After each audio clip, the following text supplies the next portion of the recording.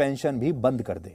हमारे यहाँ लोकसभा और राज्यसभा के सांसदों को पेंशन दी जाती है आजीवन, और हमारे यहाँ विधायकों को पेंशन दी जाती है। 2018 में हमारे देश के पूर्व लोकसभा और राज्यसभा सांसदों को पेंशन देने पर। दोस्तों, जब से अग्निवीर स्कीम गवर्नमेंट ने लागू की है, तब से यह बात लगातार उठ रही है कि जो हमारे एमपी एमएलए होते हैं उनकी पेंशन को बंद किया जाना चाहिए या नहीं। आखिर जो हमारे अग्निवीर सैनिक हैं उनके साथ ही ऐसा क्यों होगा। आइए जानते हैं कितना पैसा इन्वेस्ट होता है इन मंत्रियों की पेंशन पर। हमारे देश में करीब प्रेजेंट टाइम पर लोकसभा के 3580 और राज्यसभा के 508 मेंबर्स को एक साल में 70 करोड़ रुपए की पेंशन भुगतान की जा रही है। साथ ही अलग अलग प्रदेशों के एमएलए की पेंशन का खर्चा अलग। चाहे आप एक दिन के लिए ही एमपी एमएलए क्यों न बने हों, आपको पेंशन की सुविधा ज़रूर मिलेगी। और अगर आप पहले एमएलए थे, बाद में आप अगर एमपी बन जाते हैं तो आपको डबल पेंशन की सुविधा मिलेगी, साथ में अन्य सुविधाएं भी मिलेगी। आइए जानते हैं मध्य प्रदेश में विधायकों व मंत्रियों की पेंशन का क्या हाल है।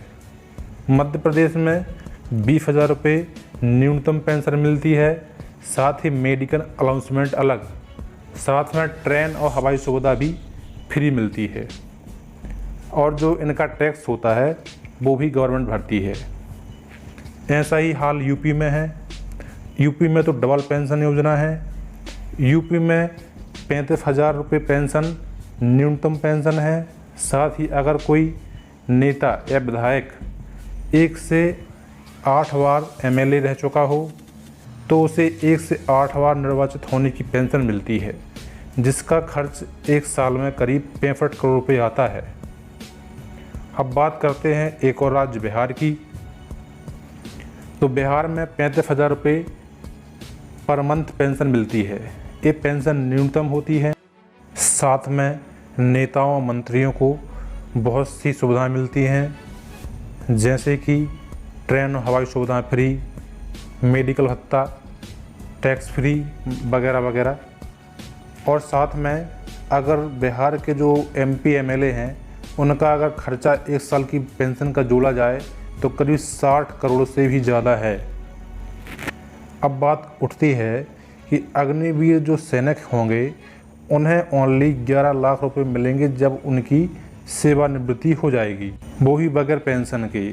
यह बात किस हद तक सही है। अब अगर भारत के सभी राज्यों के एमपी एमएलए की पेंशन को अगर जोड़ा जाए तो करीब 1000 करोड़ से भी ज़्यादा की पेंशन पर साल उन्हें भुगतान करनी पड़ती है। साथ में उन्हें बहुत सारी सुविधाएं भी प्राप्त होती हैं जो निःशुल्क होती हैं।